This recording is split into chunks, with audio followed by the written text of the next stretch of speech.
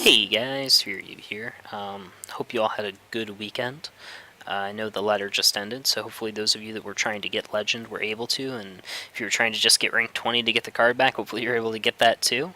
I didn't get to play that many games, sadly, but I did get to play in a really cool tournament that I wanted to show you guys. It is called the Friday Night Dust-Off.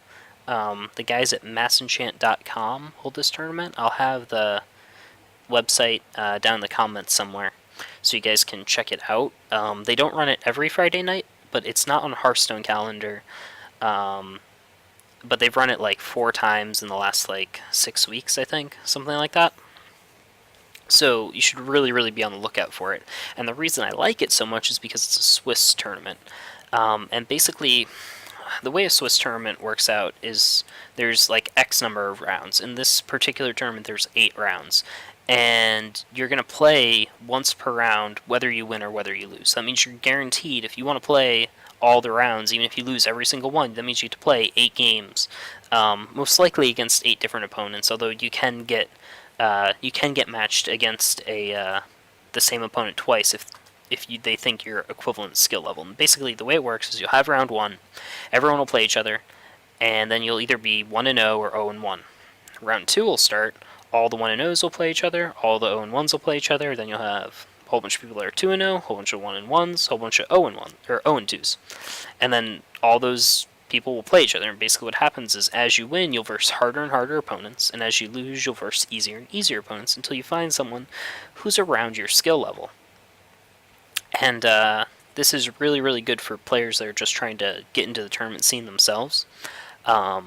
If you're trying to acclimate yourself with, the tournament scene and meet people who also enjoy tournaments, it's just a good way to play a whole bunch of games, meet new people, and play a tournament. So, in this tournament, I ended up coming in second. Second out of about 80 people, which is really painful. What ended up happening was me and this warrior player, AC Law, both had an equivalent score of 7-1 and also had an equivalent tiebreaker score. The way the tiebreaker score works in this tournament is basically, depending on what the records of our opponents are, gives that score. So like the harder our opponents are, the higher the score will be.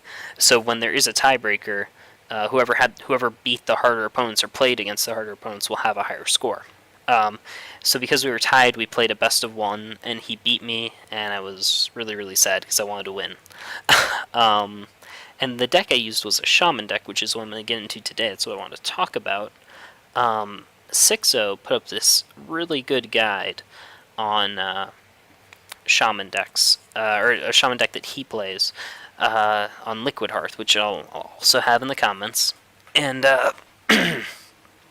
for those of you that don't know Sixo, basically he is a pro Hearthstone player, but he's not as popular as some of the other pros, so he has to often grind through a lot of open brackets, a lot of the 256 open brackets, and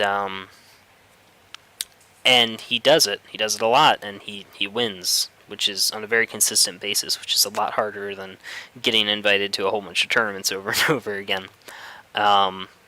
And I made a few alterations to his deck. Is this it? Pull it up. This is the actual deck that I ran during this particular tournament. I made, the only 2 differences I made were I decided to run Cairn instead of Harrison Jones, and the reason for this was because I felt that there were a lot of the Echoing Ooze token-esque druids, I should say. I guess they don't really use power. I guess I don't really use the token factor of them all. They just, I guess, Echoing Ooze druids. I don't even know what to call them. I felt like there was a lot more of that, and the priest, which Cairn is drastically better against than Harrison Jones. But if you feel like you're versing a meta where there's a lot of warrior and hunter and paladin, Harrison Jones might be the way to go. The other difference is I use Rag instead of Alakir. I think Alakir is a better card. I just don't own it. For meta purposes, Alakir is better, probably a lot better for climbing the ladder. It's really good against aggro decks. It's going to be, like, as that extra taunt, it's really good against things like Hunter, Zoo, the Druid with the Echoing News. Rag is going to be better against some of the more control-y decks. It's going to be better against Control Warrior, Priest, Ramp Druid, and things of that nature. So yeah, my tips for this deck. What are my tips for this deck? Okay, so mulligans can be a little bit tricky. The first thing I would tell you is, so like, let's say you're versing Hunter, right? That's the matchup that everyone wants to know about. If you're versing Hunter, you are never keeping Lightning Bolt and Rockbiter in your opening hand, and that might sound really counterintuitive. You might be like, that costs 1 mana, and I can use that to kill stuff really early. Why don't I do that? And the answer is it's a very reactive spell.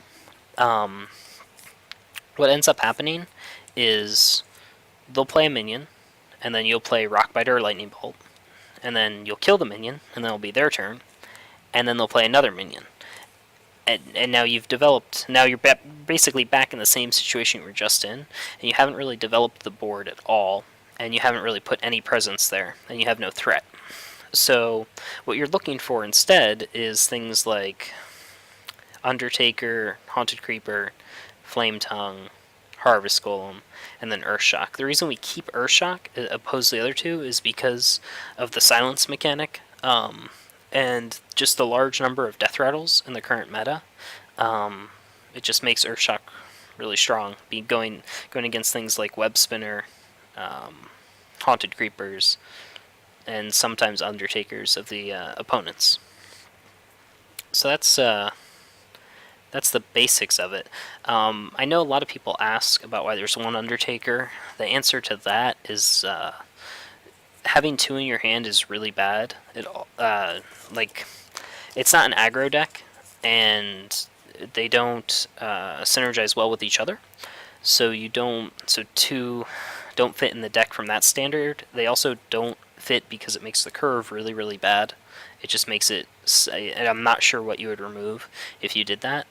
The last thing I would suggest if you're going to play this deck is, and this is going to sound really obvious, but I tried teaching a few people how to play this deck, and I made this mistake, and then I saw them make this mistake, so I'm assuming if you try to play this deck, you'll probably make the same mistake as well.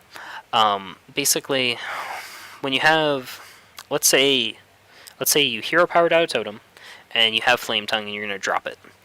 Always drop the Flame Tongue to the right of whatever minion you have on the ground. So the minion will be on the left, the Flame Tongue will be on the right. Now I know that sounds well, it doesn't sound obvious. The reason you do this is because when you play Feral Spirit or when you're hero power, that minion's always going to be on the right, and that way you'll have minions on both sides of your Flame Tongue totem. Now I know that part sounds obvious, but a lot of people fail it, and they're just like, oh, I'm going to drop my Flame Tongue totem and kill someone now. And then they'll play their hero power or their Spirit Wolves, and they'll be like, oh, I'm missing out on damage. And I've seen it happen a number of times. So I would just really think about that if you're going to try out this deck. I think that pretty much covers everything I wanted to talk about. I'm going to practice streaming and trying to talk while I play, so I can give adequate feedback as opposed to me just talking about decks and going from screen to screen.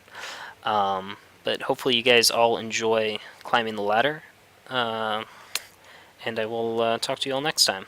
Take care.